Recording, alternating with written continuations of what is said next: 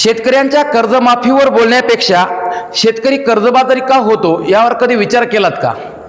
शेतकऱ्याची कर्जमाफी करण्यापेक्षा शेतकरी कर्जबाजारी का होतो यावर कधी तुम्ही लक्ष दिलत का? अहो, माझ्या बापाच्या काळामध्ये डीएपीचं पोतं अवघ्या 500 रुपयाला भेटायचं, 500 रुपयाला. आणि 500 रुपयाला ते डीएपीचं पोतं कोणत्याही हंगामामध्ये भेटायचं. पण आजचा तुम्ही काळ बघितला का हो?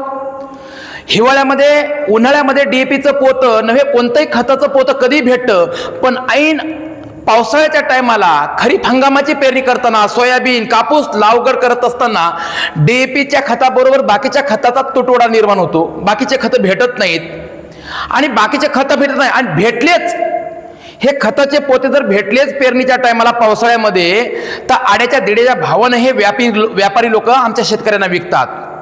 कुठं भाव नेऊन खताची पोतं विकतात. तरी माझा बळीराजा, माझा शेतकरी काय करतो? कुठल्याही प्रकारची काचकूच न करता बायकोच्या अंगावर असणारी एकदारी मोडतो. घरात असणारी सून, जी नवीन लग्न करून आलेली सून असते, या सुनाच्या कानातले झुंबर कुठेतरी गहाण ठेवतो आणि गहाण ठेवून पैसा उचलतो. व्याजदरांना पैसा उचलून काय करतो? मार्केटमध्ये जातो, बाजारामध्ये जातो आणि बाजारपेठेमध्ये जाऊन त्या ठिकाणी दर्जेदार बियाणं, दर्जेदार खतं, जिथं तुम्ही हे ना कृत्रिमरित्या खताचा तुटवडा निर्माण करता, तिथं जाऊन खत खरेदी करतो आणि खत खरेदी करून काय करतो? त्या ठिकाणी मातीमध्ये फेकतो, शेतामध्ये पेरतो आणि पेरल्याच्या नंतर मोत्यासारखे, सोन्यासारखे कंस उगवतो. अहो, चांदीसारखा कापूस त्या ठिकाणी पिकवतो आणि पिकवल्याच्या नंतर तुम्ही काय करता? या चांदीसारख्या कापसाला चांदीसारखा भाव देता का?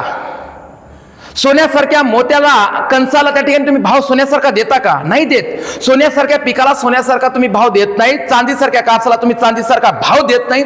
मग हा जो आमचा शेतकरी मेहनत करून, अंगातला घाम गाळून, त्या घामाचा जो दाम आहे तो सुद्धा तुम्ही त्याला दाम देत नाही. हो, बरोबर, योग्य मोबदला देत नाहीत. परिणाम काय होतो? शेतामध्ये पेरलेलं जे काही धनधान्य असतं, पेरलेलं जे काही बियाणं असतं, त्या बियाणाचा त्याला पैसा सुद्धा वसूल होत नाही. लावगड शेतामध्ये जे काही लावतो ना, तेवढा सुद्धा पैसा वसूल होत नाही. आड्याच्या दिड्या भावानं तुम्ही ते पिकं खरेदी करता, शेतकऱ्याचा माल पडलेल्या भावानं खरेदी करता, माती मोल भावानं खरेदी करता.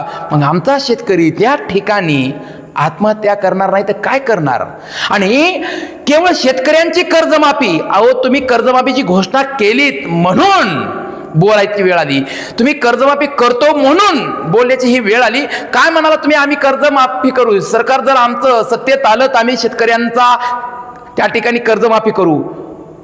पण तुम्ही शेतकऱ्यांची कर्जमाफी करण्याच्या ऐवजी शेतकऱ्यांची कर्जमाफी करण्यासाठी वेगवेगळ्या समित्या स्थापन करता आणि समित्या स्थापन करता. अहो, शेतकरी हा जगाचा पोशिंदा आहे आणि त्याच्यासारखा श्रीमंत माणूस नाही. कारण शेती हा जुगारासारखा एक व्यवसाय आहे. कुठल्याही प्रकारचा पाऊस पडेल न पडेल, बिन भरोशाच्या पावसाच्या पाण्यावर सुद्धा दर्जेदार बियाणं, हजारो लाखो किमतीचं बियाणं मातीमध्ये टाकतो. मातीमध्ये पाऊस पडेल का नाही याची चिंता नाही, आपलं उत्पन्न आपल्या घरात येईल का नाही. अहो, जोपर्यंत पेरल्याच्या नंतर जोपर्यंत धान्य घरामध्ये येत नाही तोपर्यंत राबण्याचं काम माझा शेतकरी त्या ठिकाणी करतो. आणि तुम्ही वेगवेगळ्या समित्या स्थापन करता. थोडी लाज वाटायला पाहिजेत. अहो, हा भारत कृषी प्रधान देश म्हणून आपण ओळखतो. छत्रपती शिवरायांच्या काळामध्ये एकाही शेतकऱ्याने आत्महत्या केली नाही. कारण छत्रपती शिवरायांचा आदेश होता, जर माझ्या शेतकऱ्याच्या मिरचीच्या देठाला धक्का लागला तर त्याचे हात कलम केले जातील. अहो, तुम्ही तर मिरचीच्या देठाला सोडा, शेतकऱ्याच्या गळ्याला नख लावण्याचं काम करता. मग अशा स्थितीमध्ये काय आमचा शेतकरी आत्महत्या करणार नाहीत काय? अहो, तरणी बाण लेक घरामध्ये उजवायला आली, पोराची नुकतीच 12वी झाली, पोराला पुढं वेगवेगळ्या शैक्षणिक क्षेत्रामध्ये टाकायचं. पोराचं स्वप्न आहे मेडिकल सायन्सला जाण्याचं, पोराचं स्वप्न आहे इंजिनिअरिंगला जाण्याचं, पोराचं स्वप्न आहे स्पर्धा परीक्षा करण्याचं, पोराचं स्वप्न आहे अंगावरती खाकी वर्दी आणून पोलीस भरती होऊन घरांना हातभार लावण्याचं. पण एवढं सुद्धा तुम्ही ते काळजी करू शकत नाहीत. मग मला सांगा, शिवरायांचं स्वराज्य कुठं आणि तुमचं कुराज्य कुठं? हे बोलण्याची वेळ आहे. करायला पाहिजे आपल्या ह्या गोष्टी आपण. आणि परत म्हणता, आणि आसमानी संकट माझ्या शेतकऱ्यांचा पाठ त्या ठिकाणी सोडायला तयार नाही.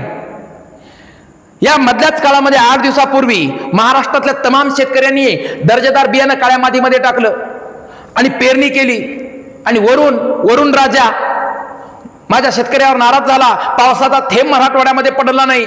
आता माझा शेतकरी कपाळाला हात लावून फक्त ढगाकडे बघतोय की बाबा आज एखादी पावसाची सर पडल, पावसाच्या सरी कोसळतील आणि जे दर्जेदार बियाणं मातीमध्ये टाकलं त्याच्यातून सोन्यासारखी पिकं वर येतील या आशेनं वाट लावून माझा शेतकरी या ठिकाणी पाहिला. आणि तुम्ही म्हणताय आम्ही शेतकऱ्याचा 7-12 कोरा करण्यासाठी, शेतकऱ्याची त्या ठिकाणी कर्ज माफी करण्यासाठी समिती नेमत आहोत. अहो, जर तुम्हाला समित्या स्थापन करायच्या असतील तर या महाराष्ट्रात काय, या भारतात काय कमी घोटाळे आहेत का? त्या संदर्भात समिती स्थापन करा. तुम्हाला एक प्रश्न धड सोडवता येत नाही आणि तुम्ही सांगता की आम्ही समिती स्थापन करतो. शेतकऱ्यासाठी समिती असली नाही पाहिजेत, शेतकऱ्यासाठी कुठल्या प्रकारची चौकशी असली नाही पाहिजेत. कारण हा तुमचा जो महाराष्ट्र आहे ना, हा शेतकऱ्याच्या खांद्यावरती आणि शेतकऱ्यांच्या बैलाच्या मानेवरती जगत असतो. लक्षात घ्या. यावरून तुम्ही लक्षात घ्यायला पाहिजेत की आपण कोणाच्या जीवावरती या ठिकाणी आलो, आपण कोणाच्या मतदानामुळे सत्तेत बसलो, हे पहिले तुमच्या लक्षात यायला पाहिजेत. पण तुम्ही तसं करत नाहीत. आणि लक्षात घ्या, जिथं पाप केली, जिथं आपण लोकांचं शोषण केलं, त्याच्यानंतर वरी स्वर्गात गेल्याच्या नंतर, नरकात गेल्याच्या नंतर आपण पाप फेडू, हा गैरसमज सोडा. पाप इथंच आताच्यात या जन्मात तुम्हाला फेडावी लागतील. तळमळीन बोलतोय, तुम्हाला ही पाप तुम्हाला याच जन्मात याच काळामध्ये फेडावी लागतील. कर्जमाफीचं सोडा. अहो, शेतकऱ्याच्या पाठीमाग खंबीरपणे एकदा उभं राहा. शेतकऱ्याची कर्जमाफीची गरज नाही हो. शेतकऱ्यांनी घाम गाळून त्या ठिकाणी जे उत्पन्न काढले का, त्या उत्पन्नाला फक्त योग्य मोबदला द्या. तुम्हाला तुमच्या लेकरा बाळापर्यंत जगवण्याची ताकद शेतकऱ्यामध्ये. साधा माणूस नाहीये तो. अहो, एखाद्या ठिकाणी मटका लावताना लावणारा सुद्धा विचार करतो, पण माझा शेतकरी माहितीये का, मातीमध्ये बियाणं टाकत असताना कुठल्या प्रकारचा विचार करत नाही. म्हणून पाठीमागे जर शेतकऱ्याचं तुम्ही उभा राहिलात, हा शेतकरी तुमच्या पाठीमागे उभा राहील. लक्षात घ्या. म्हणून कसला विचार करताय, कसल्या समित्या स्थापन करतायत? करा की कोरा 7-12. कसला विचार करायचा आहे, कसली काळजी करताय? परत तुम्ही म्हणता अहो फक्त निवडणुकीपुरती आश्वासन आणि निवडणुकीपुरतं तुमचा वचननामा असू नये. जर रयतेचं राज्य आणायचं असेल, कल्याणकारी राज्य निर्माण करायचं असेल आणि या ठिकाणी शेतकऱ्यांचं बळीराजाचं राज्य निर्माण करायचं असेल, तर तुम्हाला बाकीचे सगळी कामं सोडून बळीराजाच्या पाठीमाग खंबीरपणे उभं राहता आलं पाहिजेत. पण तुमच्या डिक्शनरीमध्ये, तुमच्या सरनाम्यामध्ये, तुमच्या GR मध्ये शेतकरी बसतो तरी कुठं? आणि माझा शेतकरी सुद्धा तुमच्या भरोशावर राहत नाही. कारण त्याला माहित आहे, अंगात रग जोपर्यंत आहे, काळजात जोपर्यंत धग आहे, तोपर्यंत मी घाम गाळील आणि इथं मोत्यानं भरलेली कंस उगवण्याचं काम करेल, कंस उगवण्याचं काम करेल. मग हे तुमच्या लक्षात यायला पाहिजेत. लाज वाटायला पाहिजे तुम्हाला, थोडीशी लाज. आणि बोलू नये म्हणून बोलण्याची वेळ येते सरकारला. काय अपेक्षा तरी काय हो, की पेरलेल्या धान्याला फक्त सोन्यासारखा भाव यावा. अहो, जर कणग्या शेतकऱ्याच्या घरामध्ये असणाऱ्या कणग्या जर धनधान्यानं भरल्या ना, तुमच्या दारामध्ये भिकेचा टोकरा घेऊन येण्याची हिंमत सुद्धा नाहीये. तुमच्यावर भीक मागण्याची वेळ येईल. पण माझा शेतकरी अजूनही ना 5-50 वर्ष जगू शकतो, इतकं घरात त्याच्या धनधान्य असतं. कोरोनाच्या काळात तुम्ही पाहिलं असेल हो, ढोंगणाला पाय लावून तुम्ही शहराकडून ग्रामीण भागापर्यंत पळत आला होतात. पण त्या टायमाला माझा शेतकरी शेतामध्ये सर्जा राजाची जोडी घेऊन सांभाळत असताना खोपीवर बसून आनंदानं पिठलं भाकर का होईना पण खात होता. पिठलं भाकर सुद्धा खात होता. अहो, त्या मिरचीला सुद्धा पनीरची भाजी समजून खात होता. म्हणून काळाची गरज आहे तुम्हाला. समित्या स्थापन करण्यात वेळ घालू नका. आणि मी म्हणणार नाही कर्जमाफी करा, पण कर्ज का होतंय यावर जर तुम्ही विचार करत असाल तर नक्कीच आणि नक्कीच हा महाराष्ट्र सुजलाम सुफलाम होईल. अहो, तो महाराष्ट्र आम्हाला हवाय वसंतदादा पाटलांचा, वसंतराव नाईकांचा, यशवंतराव चव्हाणांचा. हा आम्हाला महाराष्ट्र पाहिजेत विलासराव देशमुखांचा, गोपीनाथराव मुंडे साहेबांचा.